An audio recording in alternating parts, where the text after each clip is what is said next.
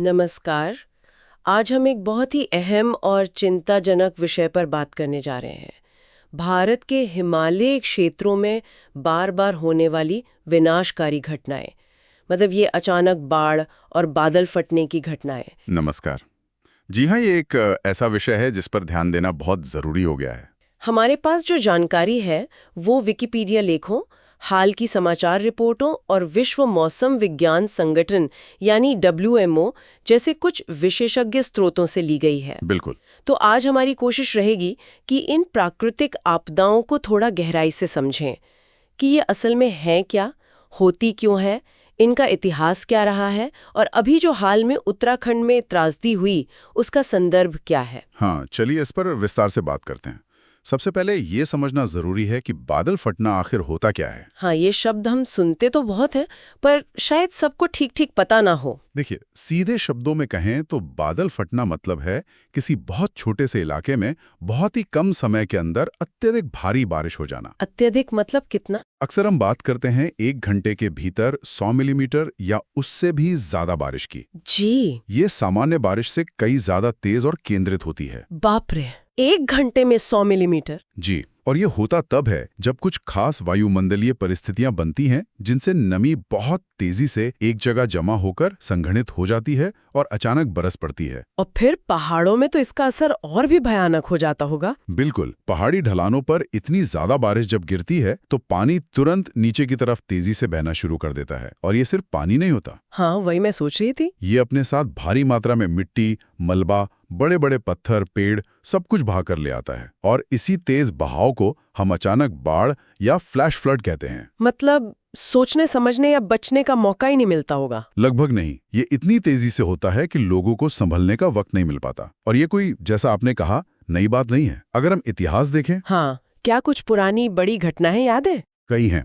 जैसे अक्टूबर 1968 में सिक्किम और दार्जिलिंग में जो हुआ था, वहां करीब 4 दिन लगातार बारिश हुई और कुल मिलाकर 1000 मिलीमीटर से ज्यादा पानी बरसा था।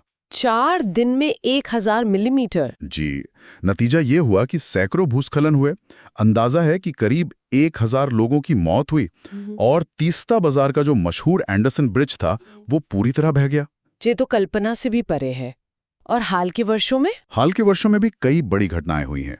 अगस्त 2010 में लेह लद्दाख को याद कीजिए। ले, वो तो रेगिस्तानी इलाका माना जाता है ना? हाँ, आमतौर पर सूखा रहता है, लेकिन वहां एक के बाद एक कई बादल फटे और नतीजा विनाशकारी बाढ़ और कीचड़ का सैलाब।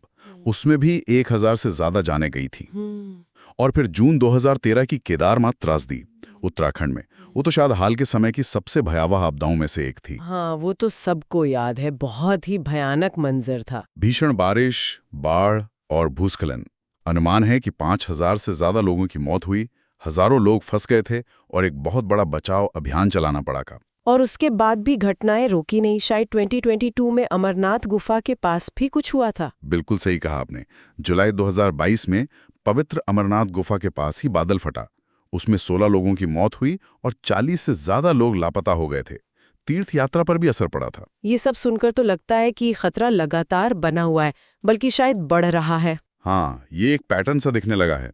तो इसी पृष्ठभूमि में जो हाल ही में 5 अगस्त 2025 को उत्तरकाशी के धरली गांव में हुआ, उसे कैसे देखते हैं? क्या वो भी इसी कड़ी का हिस्सा है? लगता तो बिल्कुल यही है।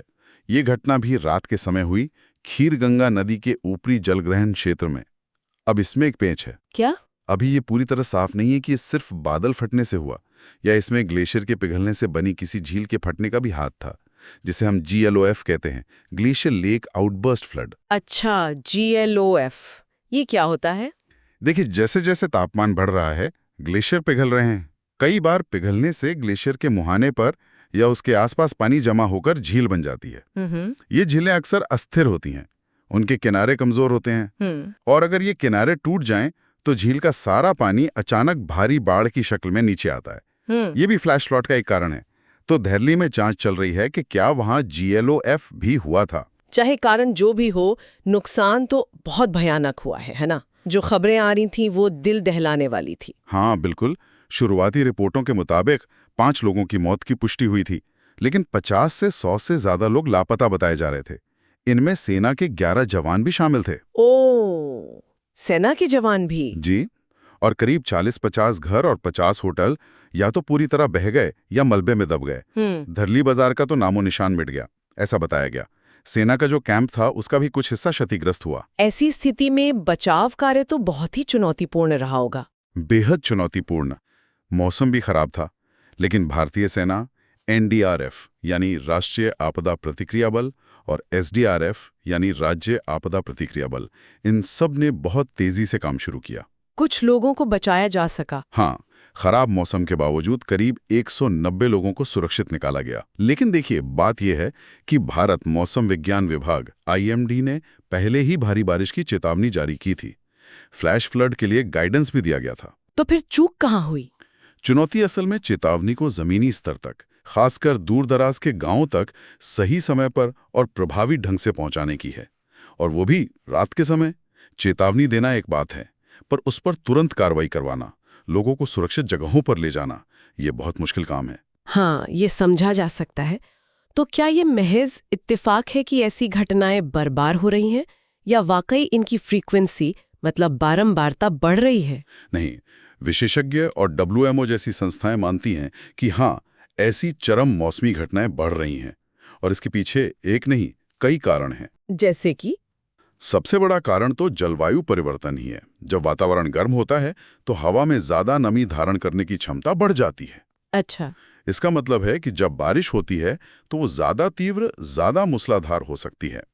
मानसून का पैटर्न भी अनियमित हो रहा है, कभी सूखा, कभी अचानक बहुत ज्यादा बारिश। और आपने ग्लेशियरों का जिक्र किया था। हाँ, वो दूसरा बड़ा कारण है। बढ़ता तापमान ग्लेशियरों को तेजी से पिघला रहा है। इससे न सिर्फ नदियों में पानी का बहाव बदल रहा है, बल्कि जैसा मैंने बताया, वो अस्थिर ग्लेशियर झीलें बनने और उनके फटने यानी जीएलओएफ का खतरा भी बढ़ रहा है।